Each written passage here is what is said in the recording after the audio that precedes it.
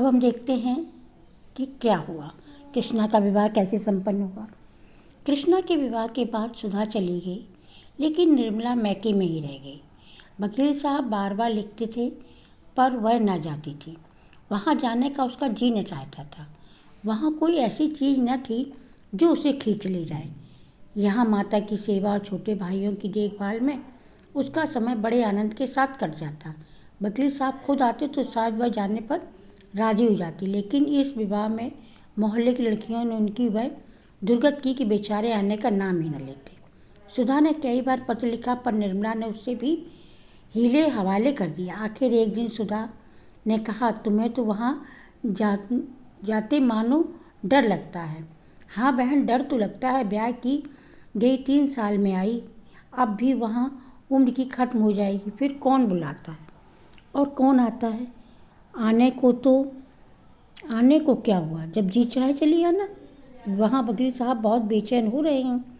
निर्मला बहुत बेचैन, रात को शायद नींद ना आती हो। सुधा, बहन तुम्हारा कलीजा पत्थर का है। उसकी दशा देखकर तरस आता है। कहते थे घर से कोई पूछने वाला नहीं, न कोई लड़का न बाला, किससे जी बहलाए। जब से तुम्हारे मकान में उठाए हैं बहुत दुखी रहते हैं। निर्मला, लड़के तो ईश्वर के दिए दो हैं। सुधा, उन दोनों की तो भी शिकायत करते थे।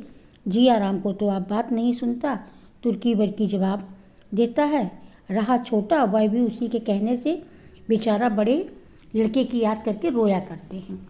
निर्मला, जिया राम तो शरीर न था, वह बदमाशी कब से सीख गया। मेरी तो कोई बात न टालता था, इशारे पर काम करता था। सुधा, जाने क्या जाने बहन, सुना है कहता आप ही ने भैया को जहर देकर मार डाला। आप हत्यारे हो गए। कई बार तुमसे विवाह करने के लिए ताने दे चुका है। ऐसी ऐसी बातें करता कि वकील साहब रो पड़ते।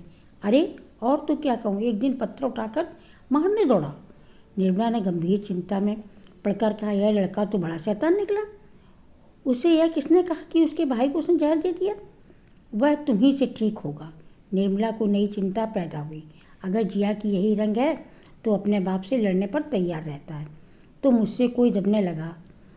वह रात को बड़ी तेजी सी फिक्र में डूबे रहे। मनसाराम की आज उसे बहुत याद आई। उसके साथ जिनकी आराम से कट जाती। इस लड़के को जब अपने सामने वह हाल है तो उसके पीठ पीछे क्या निर्वाह हुआ।